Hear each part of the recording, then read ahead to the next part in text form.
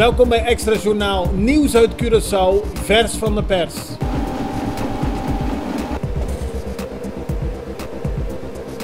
En dit is het nieuws van vandaag. Het College Financieel Toezicht Curaçao en Sint Maarten is nog steeds ontevreden over de antwoorden van minister van Financiën Kenneth Gijsberta. Aanhoudende keren heeft het college aan hem gevraagd duidelijkheid te geven hoe hij de tekorten op de begroting voor Curaçao wil aanpakken. Volgens het CFT in een gisteren verzonden brief is dat nog steeds niet duidelijk. In de brief wordt gesteld dat ze kunnen vragen om het opleggen van een aanwijzing aan Curaçao. Dat moet gebeuren via de Rijksministerraad. Men ziet daar voorlopig vanaf in afwachting van nadere antwoorden van Gijsberta. Insel-R is al geruime tijd op zoek naar een strategische partner. De laatste die daarvoor in aanmerking kwam was Intercaribbean Airways. Dat leek een beoogde partner, maar gisteren stond Insel-R tegenover Intercaribbean in de rechtszaal. Toen kreeg de zaak een hele andere wending.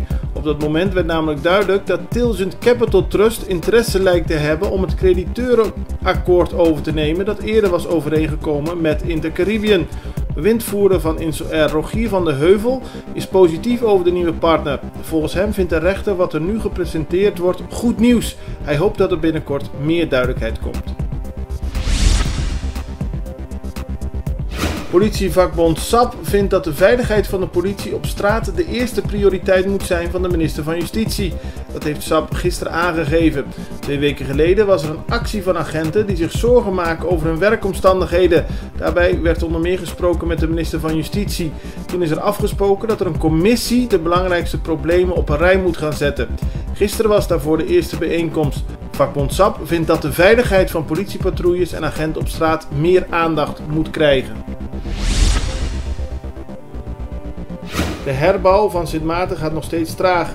De Extra schrijft vandaag dat minister Mikles Gittersen niet zo lang geleden had gezegd in het parlement dat er 500 personen om hulp hebben gevraagd voor het maken van een dak. Tot nu toe zijn er maar 7 daken gerestaureerd en heeft Sint Maarten uit eigen gelden 350.000 gulden eraan besteed. Op die manier kunnen nooit alle hulpverzoeken worden ingewilligd, zegt Gittersen. Er zijn nog steeds problemen met de besteding van het geld dat via de Wereldbank door Nederland apart is gezet voor Sint Maarten. Carnaval is een aantocht en dat betekent dat er een aantal vaste zaken moeten worden doorlopen. Gisteren werd er al gemarkeerd langs de kant van de weg waarop de carnavalstoet gaat komen. En dat betekent dat mensen die daarvoor betaald hebben hun stellage alvast kunnen gaan bouwen. Het is belangrijk dat alles goed georganiseerd is en mensen geen ruzie krijgen over een paar centimeter.